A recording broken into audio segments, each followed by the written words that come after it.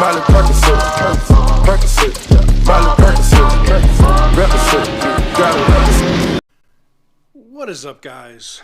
Welcome on back to Tech Talk Vids. I know it's been a little bit, but Apple just dropped a new event, and they talked about some new things on new iPhones.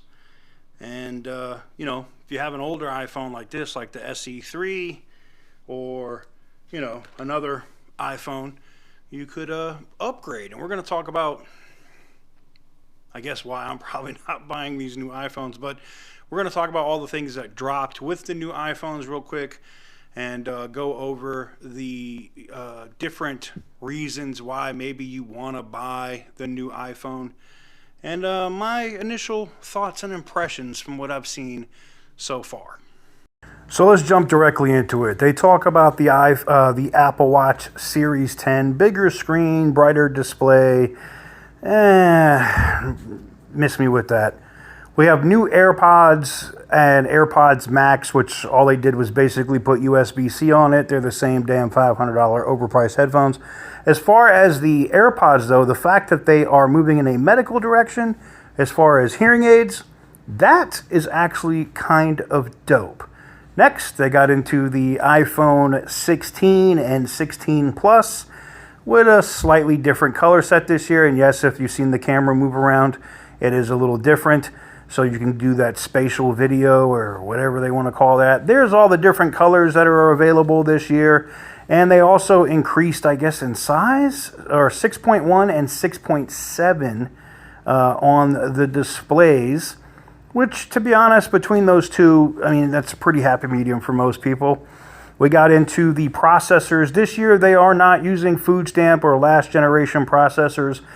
Every single device has the iPhone A18. We'll talk about the differences between the pros and this here in a little bit, but right now, let's talk about this one. And yeah, it's basically set up so that you will be able to use the AI features. They did not have a choice. They could not keep you onto the A17 and think that they were going to be able to drop those AI features and then keep the pro people from last year out. You can see where it's at in terms of processor speed, which gets us into the AI aspect of what Apple talked about. They kept, you know, harping on, even with ChatGPT, that your data would be protected, yada, yada, yada. We got into some upgraded cameras, which are interesting to me, because especially on the ultra wide, where they went big boy on it, I like it. I think that the cameras on the iPhone 16 or the 15s right now, but what's going to be coming on the 16, if you have a 13 or 14, may be a reason for you to upgrade. Pricing on this, $799 for the small edition, $899 for the Plus, which will be at the minimum storage capacity. So you know you're going to pay $999, probably almost $1,100 to have a competent phone with enough storage to be able to rock on out. After that, we went in and we got into the pros, and this is where you want to be if you're going to get into an iPhone. Me personally, if you're a creator, they went into 6.3 and 6.9. So yes, they are definitely bigger than last year on the pro side. The 6.9 is kind of interesting to me, just on the battery life alone. And then they made a big deal about the A18 Pro. Now, the A18 Pro is everything that the A18 is, except a couple of extra little things, these little cores down here, that are going to help it process maybe video or render stuff a little quickly, right? Which gets me into the cameras. So the cameras on the 16 Pro and Pro Max are definitely better this year. You know, they call it the Fusion camera. The ultra wide on this thing is nuts. But I am disappointed on one major thing. The 4K 120, awesome. It is a cool feature to be able to slow stuff down. Ooh, The Weeknd shot a music video with it. Ooh. No 8K video on this. Miss me with it. They're going to save it literally till next year. 16 Pro starts at $999. 16 Pro Max, $1199. If you have a 15 Pro Max and you really don't care about the AI crap, I gotta be honest, just miss it. I don't see it. And I get the trade-in offers and all the other stuff, but there's my wrap-up.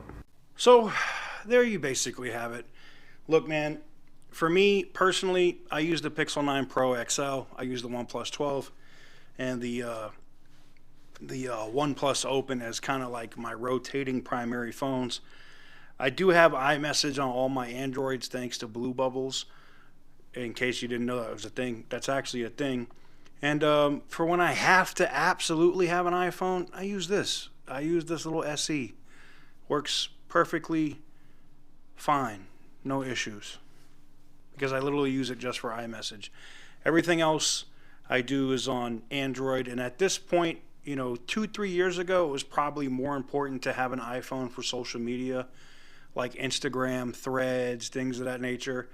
But I got to be honest with you, and I've had a lot of iPhone friends that have recently got onto the new Pixel that are going, holy crap, there's like so many more features on Instagram and Facebook that I can do, and Twitter, aka X, that I can do on Android than iOS. And yes, that's true.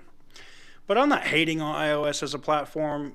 I might have been interested. The 4K 120, kind of gimmicky, cool, whatever.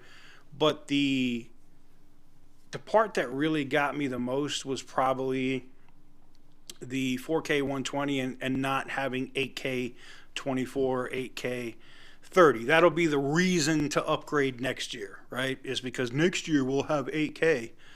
Now I'm good. I'm happy with the 8K I get on all my existing phones. And the fact that the Pixel did 8K before Apple says all I need to say. Anyways, let me know what you guys think in the comment section down below. Give the video a big thumbs up if you like what I do. Hit the subscribe button if you haven't already. And as always, stay petty, my friends.